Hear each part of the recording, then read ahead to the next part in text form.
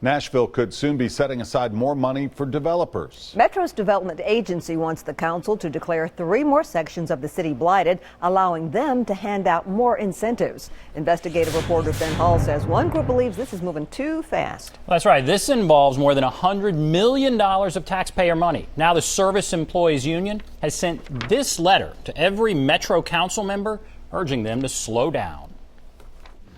Ready for the vote? All those in favor? Aye.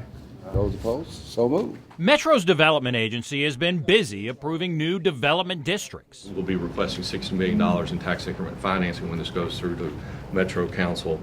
Last month, MDHA unanimously approved the North Gulch Development District, allowing developers up to $60 million in tax incentives to build in the area. It is requested that the Board of Commissioners approve the Bordeaux redevelopment plan substantially in the form attached. The board also approved $15 million in a new Bordeaux development district and another $30 million for a new Casey development district.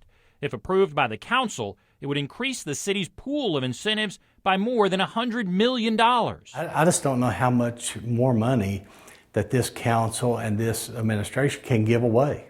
The head of the Service Employees Union sent this letter to all Metro Council members urging them to wait on approving new tax increment financing districts. And we're asking them to take a step back, take a deep breath. Doug Collier wants the city's next mayor to be able to weigh in on the city's use of tax increment financing, or TIF. But to be able to rush that through between now and Election Day is just completely unheard of. He says developers are already flocking to the North Gulch without tax increment financing, pointing to plans for the Capitol View complex.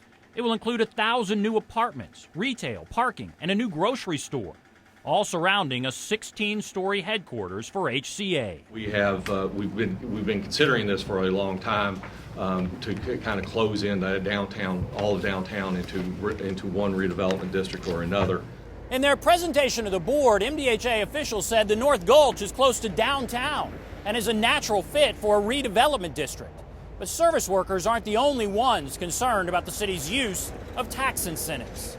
Don't tell me how bad it is and then get out there with your gold shovel and take a picture and break ground on another 10, 12, $20 million project. Just please don't do that. The heads of the fire and police unions want the city to reevaluate its policy.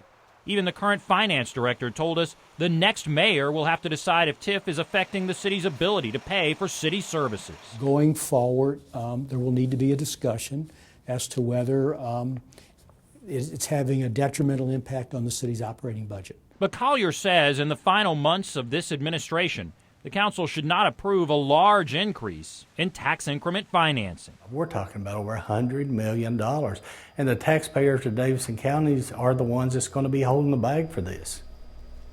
Collier emphasized he has major concerns about TIF and how it's being used. He now, in this letter today, just wants to wait until after the election to debate these incentives. All right. Thanks, Ben.